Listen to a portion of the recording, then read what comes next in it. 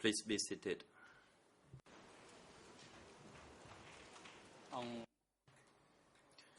The court is now back in session. The chamber would like to give the floor to the legal lawyers for civil parties to present their key documents in relation to the joint criminal enterprise policy. You may proceed.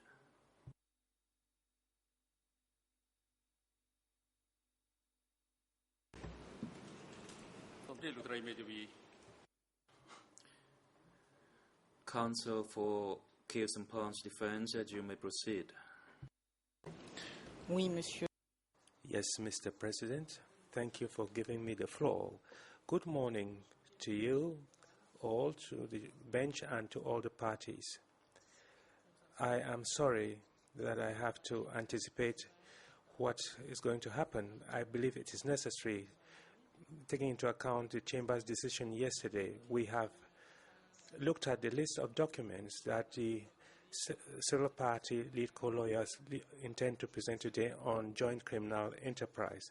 I stand by the objections I made yesterday, but in light of the decision you made, that is the decision made by Judge Laveng, I will quote what he said word for word.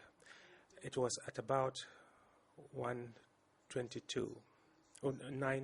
This is what Judge Laveng said, and I quote, "The Chamber is of the view that the documents that are currently being presented by the Office of the Co-Prosecutors regarding the directives that have to be applied as part of the cooperatives and directives adopted at the center. So we are not dealing with implementation on the ground. It is indeed implementation on the ground. That should not be part of the presentation of key documents as part of this trial." End of quote. I make this objection because among the list of documents to be presented by the civil party lead co-lawyers, most of the documents are either civil party applications dealing with their experience on the ground and the implementation of policies on the ground. And under these circumstances, most of the documents do not fall within the framework of what should be presented in light of yesterday's decision. I would like to make this objection from the very outset, because I do not know whether the civil party lead co-lawyers have amended their decisions in light of yesterday's decision. But I wanted to make these remarks in order that you may know that if there are any documents that are not in line with this description, they shouldn't be admitted. Even though I know we are in a trial in which legal certainty compels us to abide by what is in the closing order. But if the civil party lead co-lawyers want to stray from the judge's decision, yesterday's decision by Judge Laveng, I would like to flag this issue for further discussion. I thank you for giving me the floor.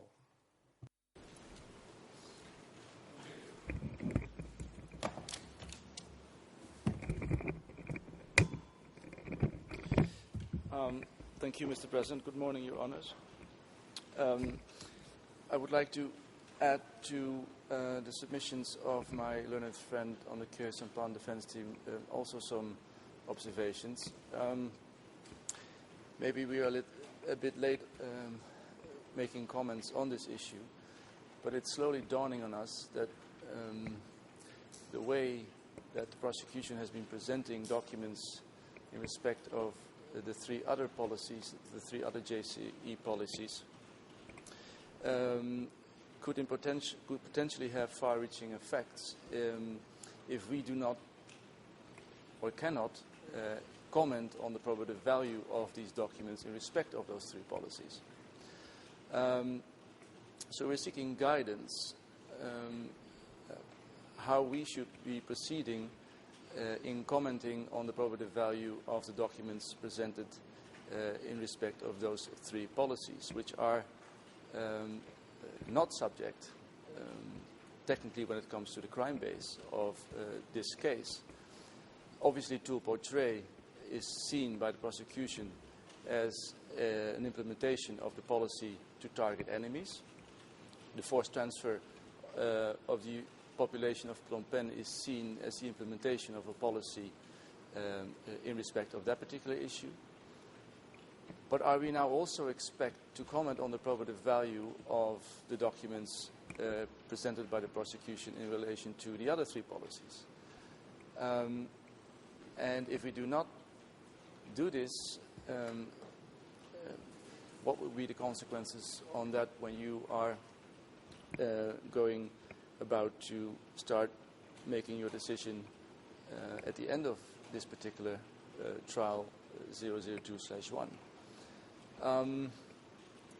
So like I said, maybe we're a little bit slow in raising this point, but we are quite confused as to what are the effects of the document presentations in respect of those three JCE policies which are not part in the crime-based scene of case 002/1.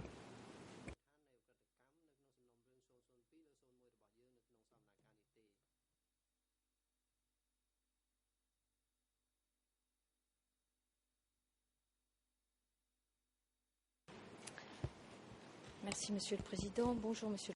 Thank you, Mr. President. Good morning, Mr. President. Good morning, Your Honors, and good morning to everyone here present. I will respond to the objection and the remark that has just been made. The two things are quite different.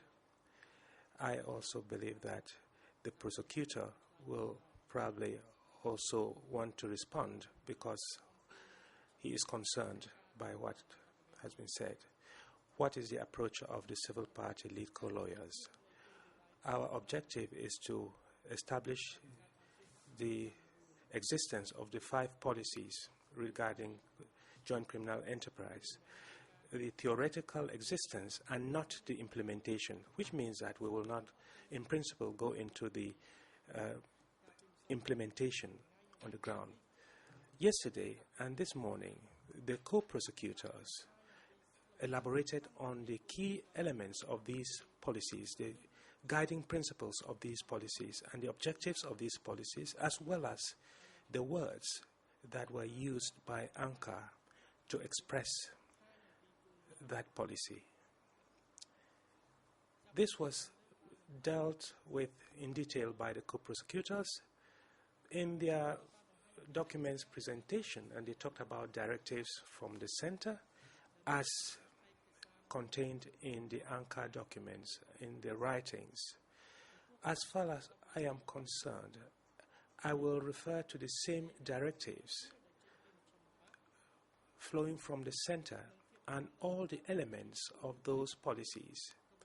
But I will do so rather through words, through things that were said and things that were heard by the persons, whoever they may be.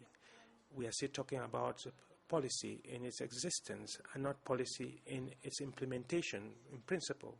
So I will dwell significantly on those aspects. However, I would also like to state that there hasn't been any decision of the Chamber. There wasn't a decision taken by the Chamber yesterday. There were 2 decisions. Indeed, at 9 o'clock yesterday, the Judge Laverne, stated that we should refer to directives from the center. And in my opinion, there was an implicit, complementary but clear decision.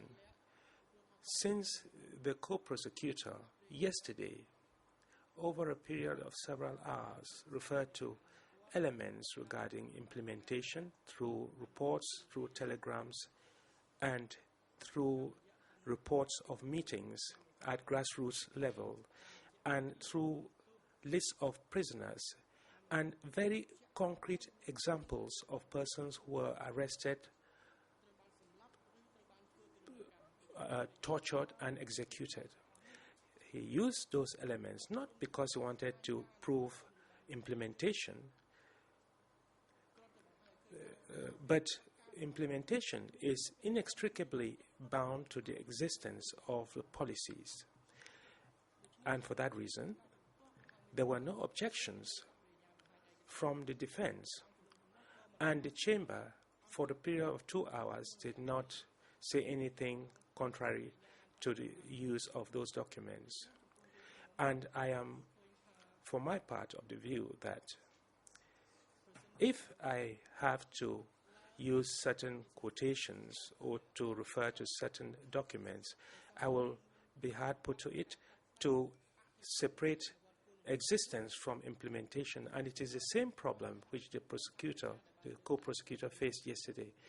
And I would therefore request that the chamber should continue to allow the co-prosecutor or to allow us to use those documents as it did with the co-prosecutor's presentation yesterday.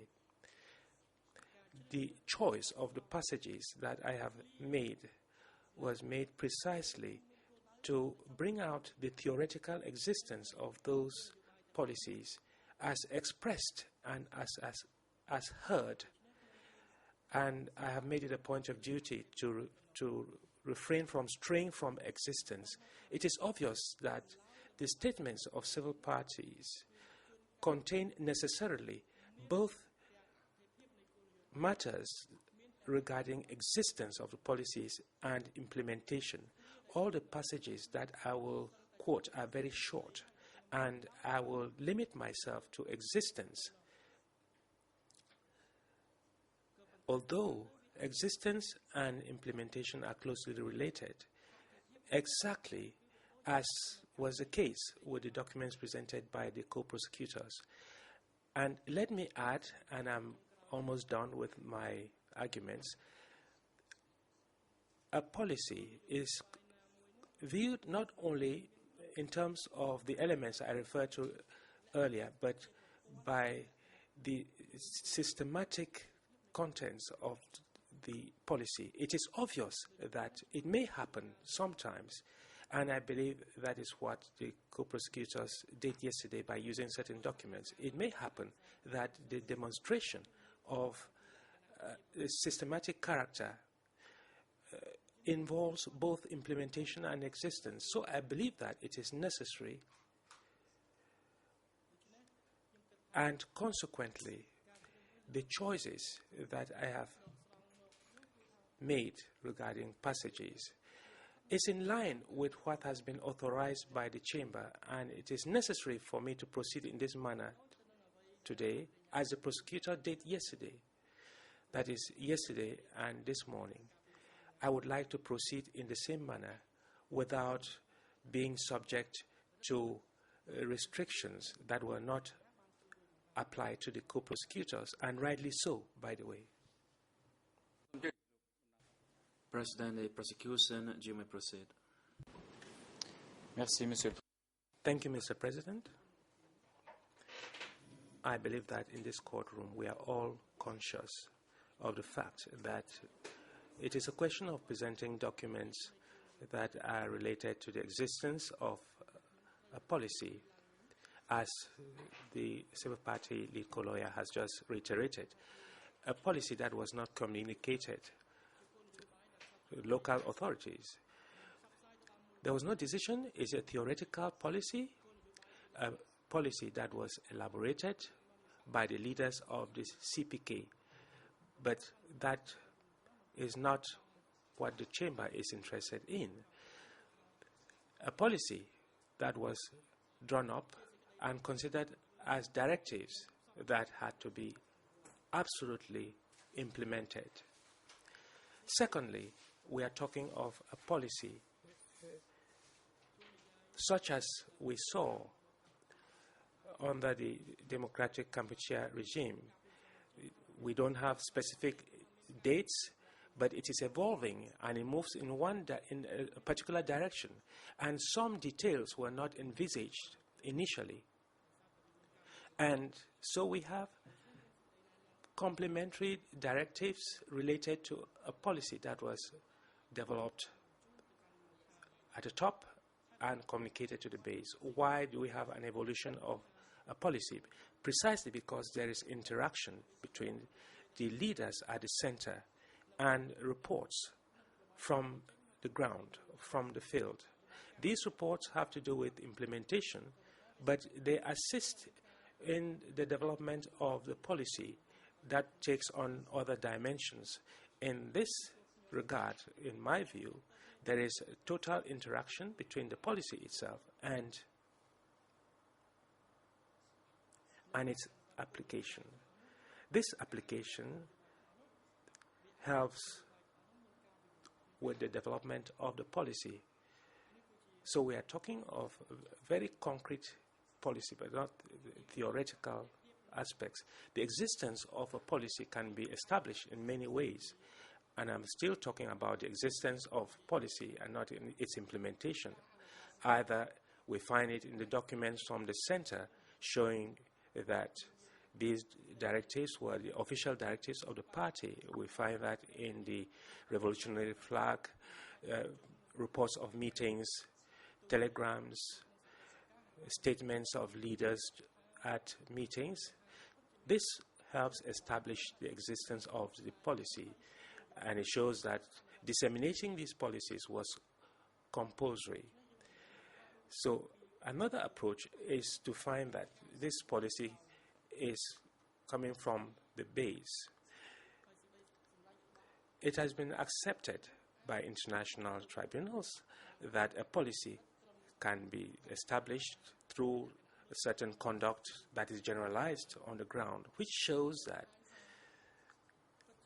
a policy necessarily exists at national level in order to be implemented everywhere at the same time by individuals who were not communicating with one another. We have the Kunaraj decision. It's an appeals decision before the International Criminal Tribunal for the former Yugoslavia, paragraph 98. We also have the Blagovic decision, trial chamber decision, paragraph 721. I just wanted to refer to these two decisions, and I would like to read out the relevant passages in English because I do not have the French. I beg your pardon. It says, the trial chamber finds that there is evidence of a common plan to commit the crimes of murder, extermination, persecutions through capturing, detaining, executing, and burying over 7,000 Bosnian Muslim men and boys. The trial chamber infers the existence of such a plan from the fact that over 7,000 men and boys were captured, detained, murdered, and buried in the space of only 5 days. This would not have been possible unless there was a plan and coordination between the members of the joint criminal enterprise. Donc c'est juste pour vous donner un exemple. This is just an example of the proof and deductions made on the basis of the reality on the ground. A third manner in which we can prove or establish the existence of a policy is to combine the two. That is, to prove that there were documents from the center establishing a policy, or we can deduce that a policy existed from the various speeches and documents of the party. We can also establish it on the basis of the fact that on the ground, lower down the line, it was implemented everywhere. I do not think the civil parties intend to go beyond that, and they have said so. They only intend to prove the existence of a policy, but they want to do so in a different manner than how we proceeded. I thank you.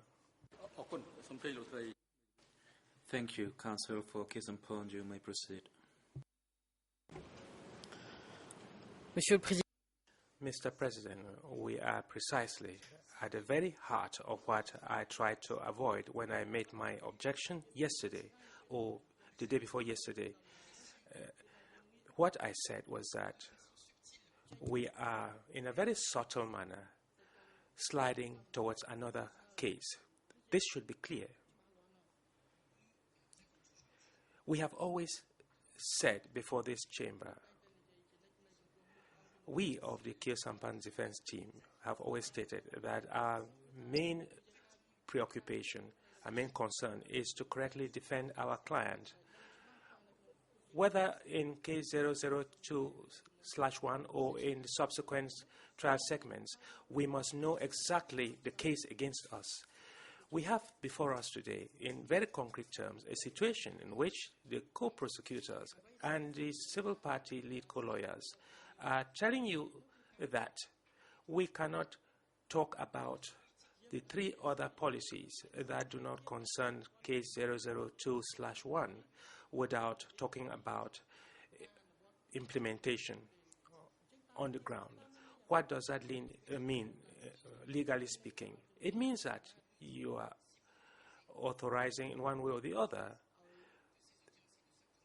the presentation of evidence, in this case, on policies that are not concerned by case 002/1, which means that a certain number of pieces of evidence that should not be the subject of this trial 002/1 are brought before you, and we are supposed to respond to those issues even when we do not have any evidence brought before this chamber through witnesses who have given evidence before this chamber, and we have not been able to cross-examine them on this evidence.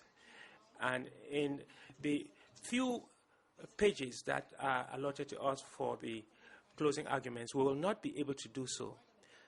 The issue before us today is how do we defend correctly the accused if we have to respond, on the one hand, to issues defined by the chamber and others that are supposed to be defined in the second trial segment. And it's precisely to avoid reaching this stage that I made my objection. And it is precisely because we do not want to face this problem we find in the severance decision. And I quoted the annex on Monday, in which you referred us to your last severance decision, E291. We were supposed to circumvent the issue of transfers of population, and it is logical that we will talk about most of responsibility and crimes, and we have to abide by the decisions of the chamber. And it is exactly the problem we are facing today, and this should be clear to everyone. I do not think that when the chamber makes explicit decisions, it is not because I do not rise every 5 minutes that I'll try to slow down so that the interpretation should be clear. It is not because I didn't rise every 5 minutes on this side of the courtroom that the merits of my objections are not going to be entertained. And for us, there is no fair trial if we are going to stray from the context of case 002/1 and talk about what should come under the subsequent trial segments. For the purpose of legal certainty, we should focus on what should be in this trial segment and not in subsequent segments. If we are to discuss matters that are not concerned in light of your severance decision, how are we going to talk about the same issues in the subsequent trial segments? This is an extremely serious legal matter and a very important one for that matter. And we have seen clearly from what both the co-prosecutors and the civil party lead co-lawyers have just told us. They are saying we cannot draw the line between the existence of the policy and implementation. They are inextricably bound. And if they are inextricably bound, it is normal that we should talk about them in the subsequent trial segments as decided by the chamber in its severance decision. Otherwise, what is the purpose of issuing a severance decision if it is not to be executed, if it's not to be abided by? There's a serious problem of legal certainty, and this is extremely important. And again, I urge the Chamber to consider this point for the purpose of a fair trial. We haven't appealed against your last severance decision, and I remind everyone that when the case and defense team was called upon to speak up, the only point we made was the following. We want to know the charges against us that we have to respond to. If there is a slip or a slide towards other policies, we do not have a clear, fair trial. And the rights of the accused must be respected. They must know the case against them, and they must be able to respond. And if we are moving from one policy to the other, and if we are being presented both theoretical and factual issues, we cannot call this a fair trial.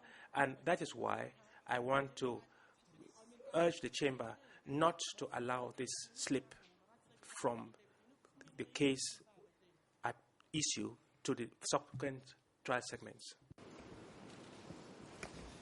Mr. President, for the record, we completely concur with the observations made by the Kyrgyzstan defense team. We are not talking today and yesterday about policies. We're talking about JCE policies, criminal policies.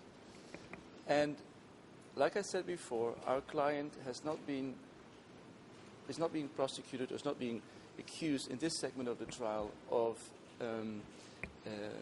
having anything to do with forced marriages. That is the implementation of one of those 5 policies, which is not the underlying issue right now.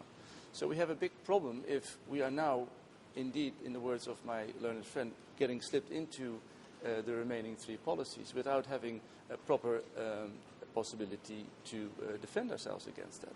So, again, we understand the consequences of the severance decision, that the 2 policies underlying the crimes which we are talking about can be discussed. That's why we didn't object to the targeting of Lonol officials, for instance, because that is the underlying policy in respect of Tulpo Tray.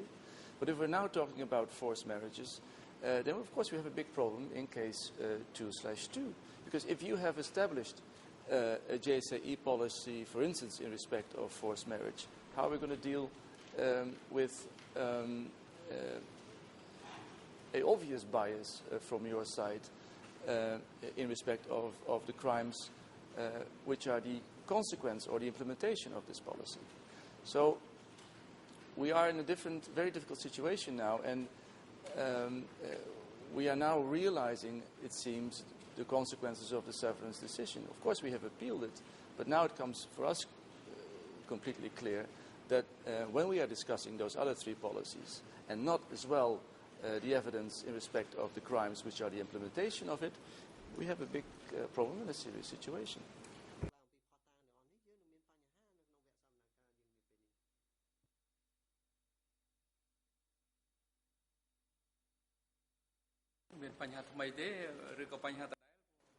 The President, Mr. Co-Prosecutor, are you on your feet to revisit the same issue, or would you submit another new issue? Otherwise, you would not be allowed to do so.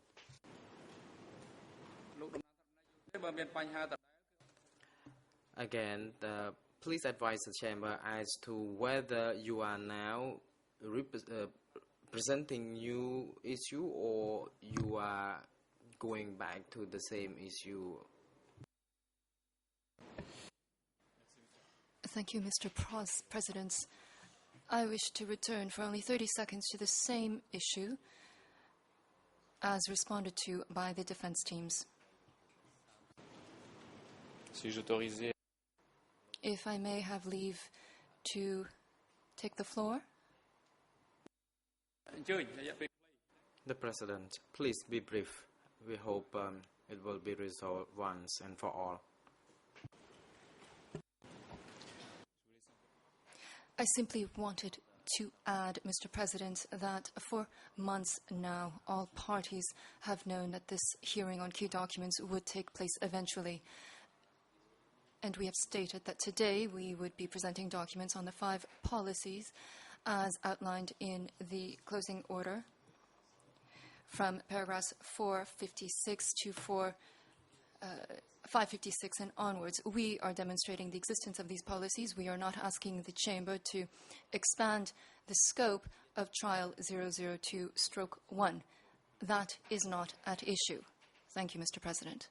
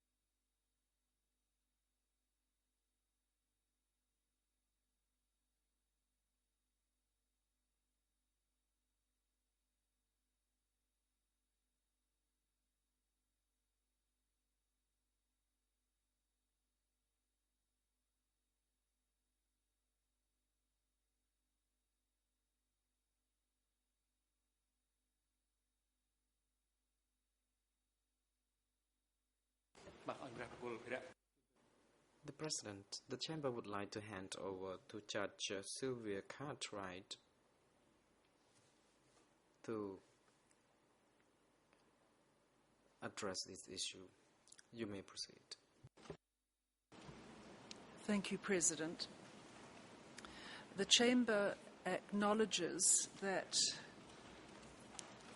documents which parties may wish to emphasise during the course of this hearing on key documents may contain information that tends to point both to the existence or development of a policy and to its implementation.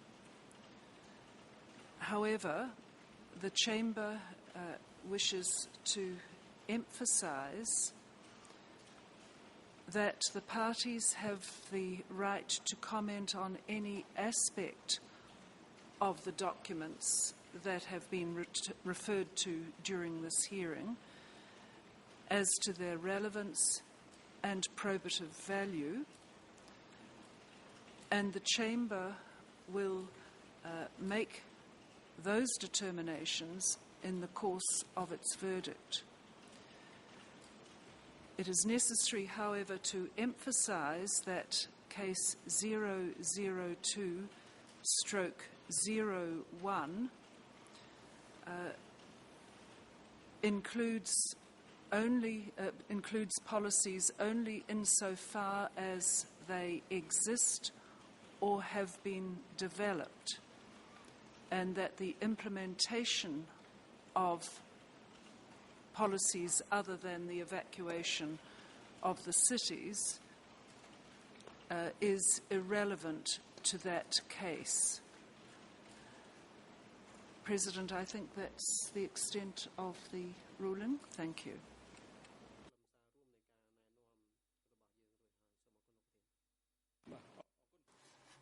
The President, thank you, Judge Cartwright. Next, we would like to hand over to counsels for the civil parties to present key documents relevant to this joint criminal enterprise policy. You may now proceed.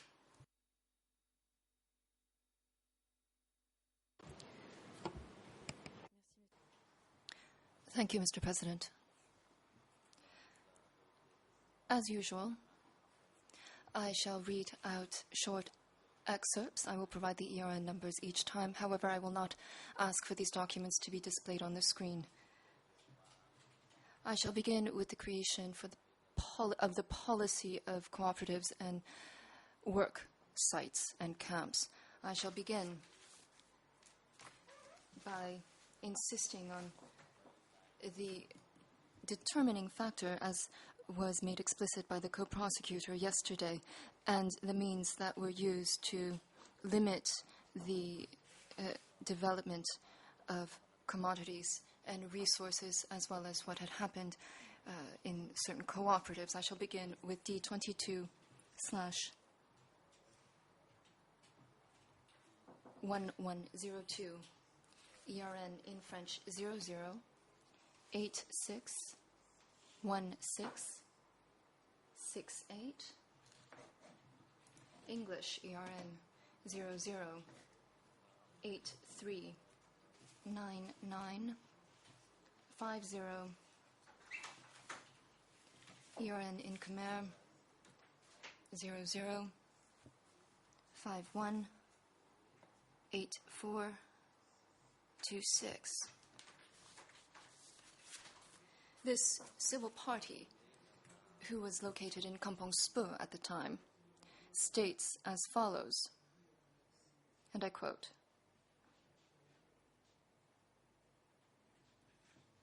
Nun assigned me to work in the rice paddies. This time, I had to transplant rice. Comrade Nun forced me to work and transplant up to 120 units. And if we did not reach this objective, we would be punished. Myself, as well as other workers, had to work non-stop. Further on, the civil party writes, under the regime, there was a slogan according to which, to keep you is no gain, to lose you is no loss. This is what the Khmer Rouge used to say to the population. The President, Counsel for the Civil Parties, could you please hold on, and Counsel for Mr. Kyusampon, you may proceed. Yes, thank you, President. Once again, the first part of the quote read out by my learned friend with respect to implementation of policy has no link to any establishment of the policy. She is obviously at will to read out the slogan, but it is irrelevant.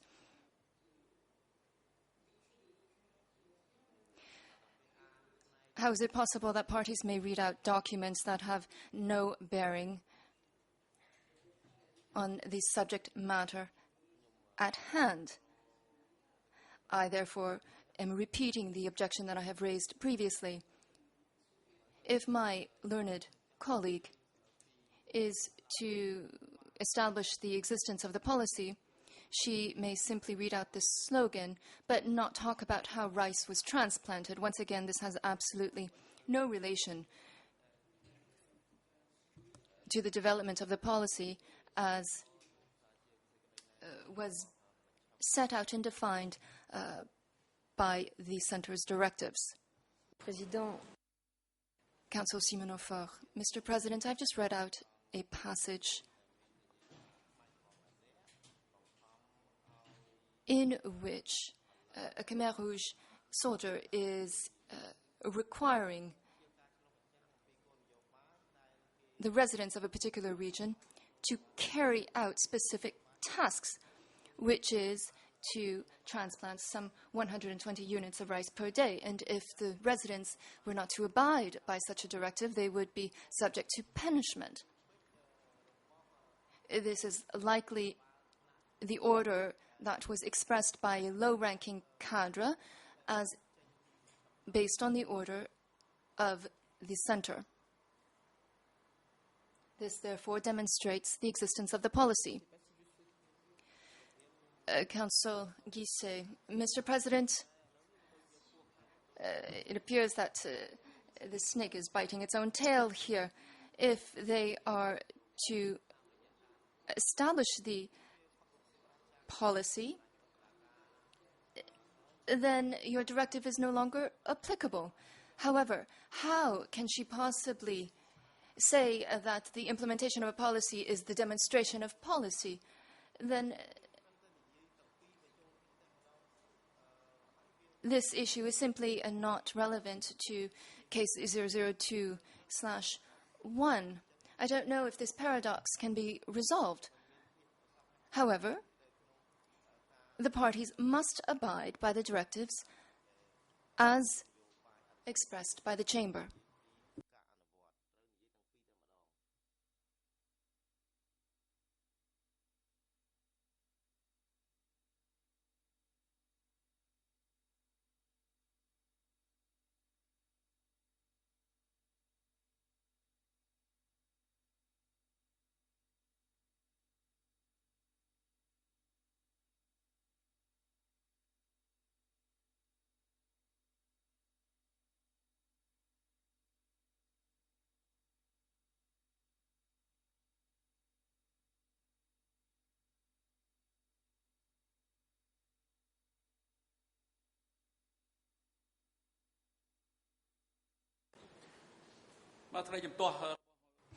The President, the objection by the International Co-Counsel by Kyusampon is not sustained.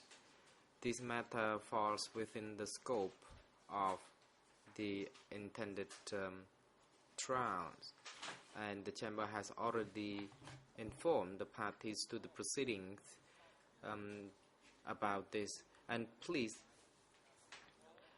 counsel for Mr. Kilsampon, could you allow time for the other counsel to present the documents until its completion, and that when your opportunity arrives, you would be offered these opportunities to challenge or to comment on any of this, and you have already been allocated the time for doing so in our memorandum.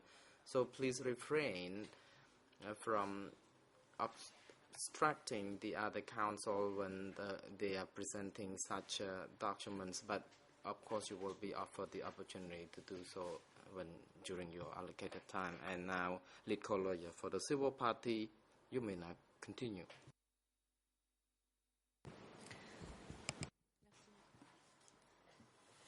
Thank you, Mr. President. I shall now move on to my second document. This is document D22/152. Once again, I am referring to a civil party statement, and I will emphasize by saying that I'm only presenting civil party statements. The ERN of the specific passage I will read out is in French 00905152, English ERN 00404896, Khmer ERN 00368-784. This particular civil party explains the following in very brief terms, and I quote, "The Khmer Rouge summoned meetings during the night, during which they gave out directives, including," and I quote, "3 tons per hectare, etc." Close quote.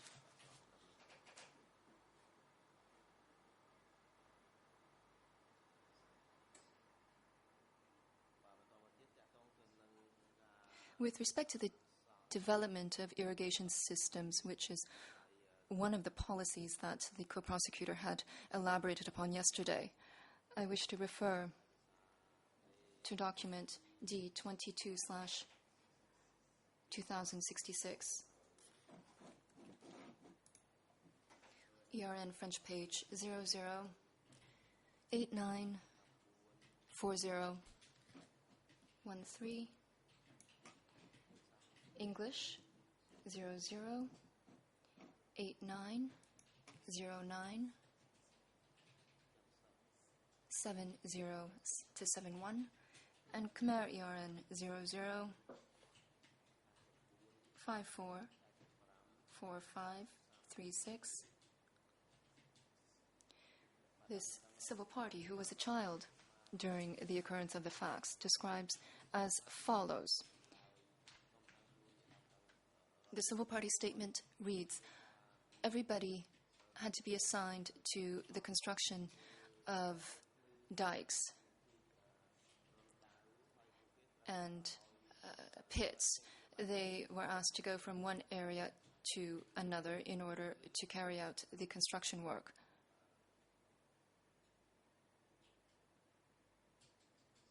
End of quote.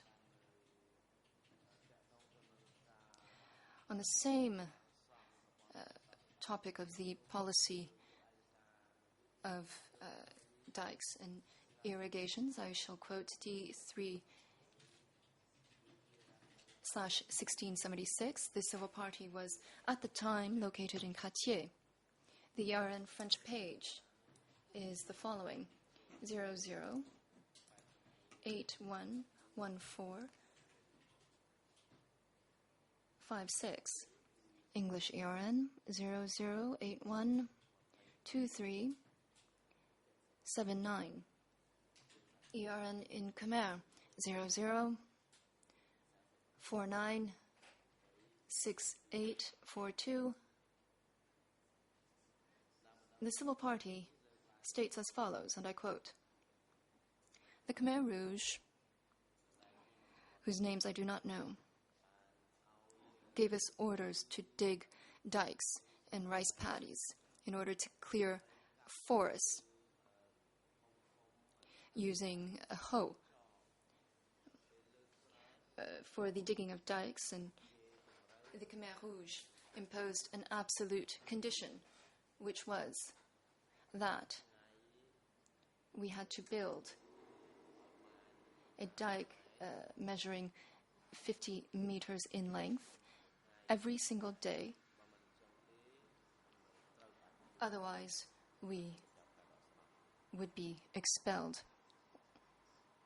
Still on the same topic of the construction of irrigation systems, I wish to quote document D22/1954, French ERN page 0054 0871, English ERN 00853159, and in Khmer 00555 This particular civil party wrote, and I quote, "A portion of the rice was taken by the government following harvest. People who were single and in good health were sent to build canals and dams. Mr. Pong, over the course of the years, saw the hours of work increase and the rations of rice diminish. At the start, people agreed to take part in these construction projects, but doubt started to set in over the years.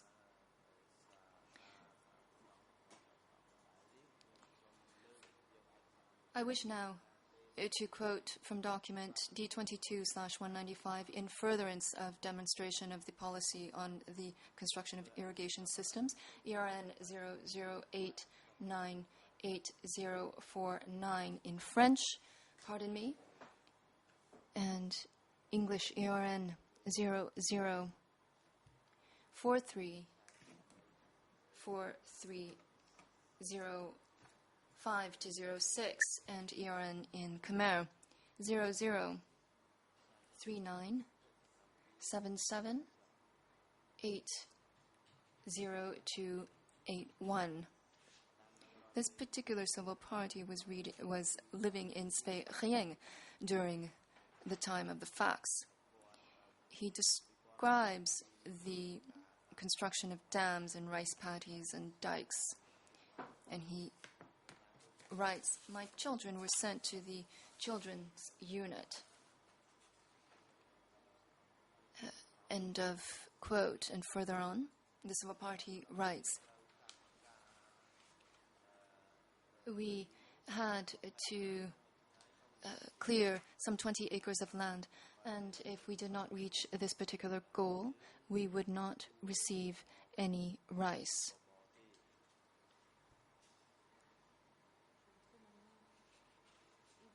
Your Honors, I wish to turn now to a statement made by a civil party concerning the construction of the January 1st dam, which is encompassed by the policy on the development of cooperatives, as argued yesterday by the co-prosecutor. The document I refer to is D22/1947A. ERN in French is 00905155. In English, 00851264-65, and ERN in Khmer 00578135. This particular civil party, who at the time was in Kampong Thom, indicates the following. Later on, the Khmer Rouge in the village were transferred to help with the construction of the January 1st dam in Kampong Thom. Near the beginning of 1977. At the time, the Khmer Rouge, who were responsible for the local area, received orders from higher echelons in order to reassign hundreds of men to work at the January 1st work site in Kompong Thom. End of quote. Mr. President, I have one document remaining on that goes to the establishment of the policy. Do I have your leave to continue? I will refer now to D22/129. The Civil Party was living in Kompong Chnang at the time and refers to the airport in Kompong Chnang. The ERN in French is 00909841. English ERN is 00398344. And the ERN in Khmer is 00365048. The Civil Party states, I was ordered to dig canals and build dikes in Boeng Shembek. At the time, Angkor forced me to work day and night and only gave me one ladleful of rice porridge each day. Because I was involved with the Lon Nol regime, I was constantly under surveillance. And the Civil Party goes on to say this. In 1977, I was transferred to the airport in the province of Kompong Chnang in order to extract rocks from the mountain, and I had to work endlessly, day and night, up until the end of 1978. End of quote.